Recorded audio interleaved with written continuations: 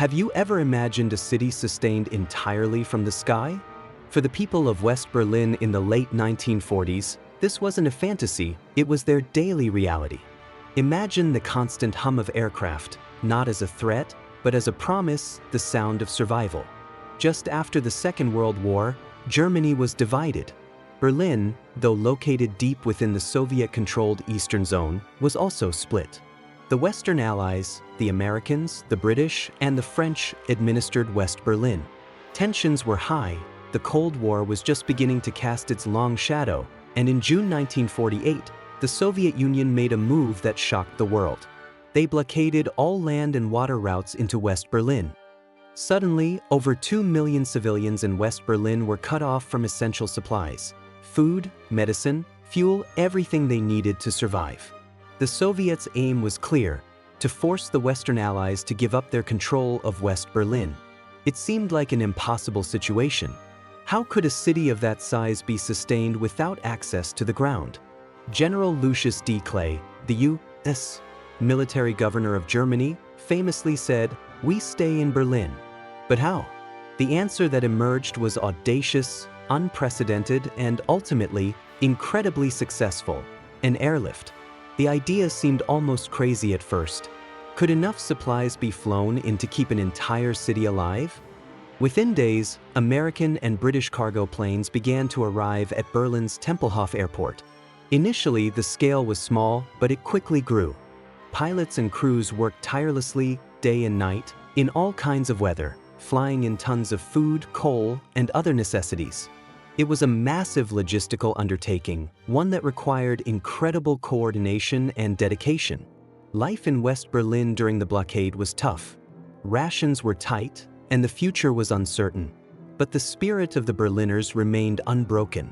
They were determined to resist Soviet pressure, and the sight and sound of the Allied planes became a symbol of hope. They knew they were not forgotten. One of the most heartwarming stories of the airlift is that of Gail Halvorsen, an American pilot who became known as the Candy Bomber or Uncle Wiggly Wings.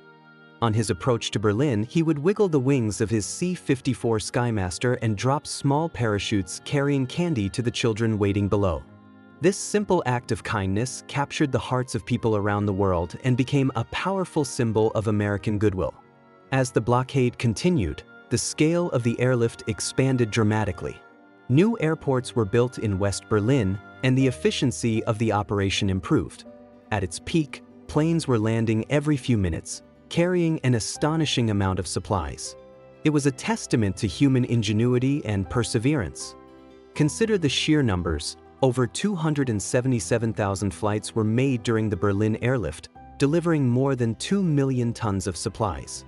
This wasn't just about dropping cargo. It was a meticulously organized system that kept a major city alive for over a year.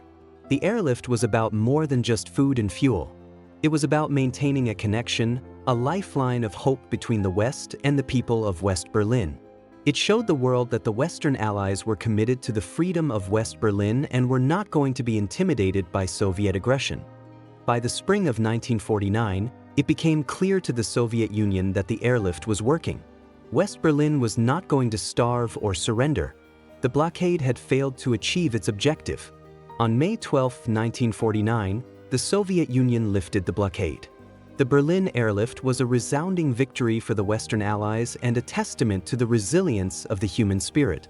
It demonstrated the power of international cooperation and the determination to stand up for freedom in the face of oppression.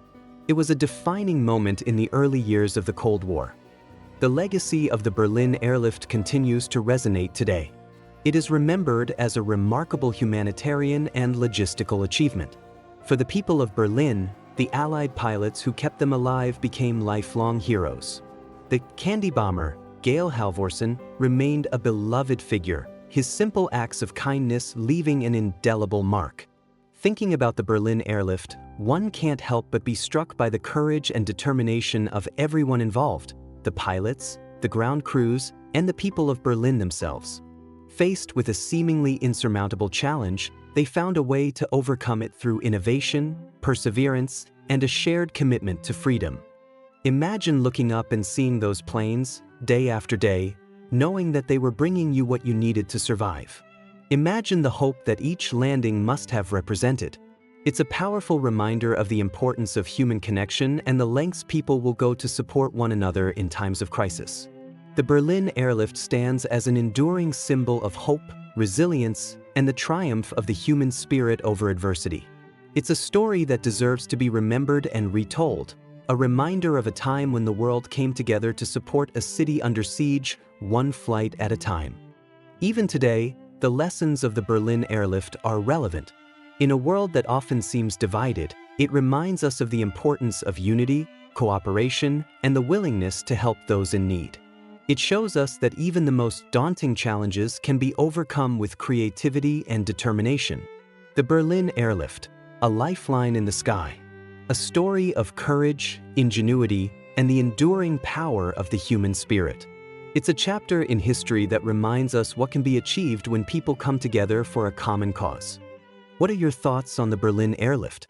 Were you aware of the incredible scale of this operation? Share your comments below. And if you enjoyed this video, please like, subscribe, and hit the notification bell for more stories from history. Thank you for watching.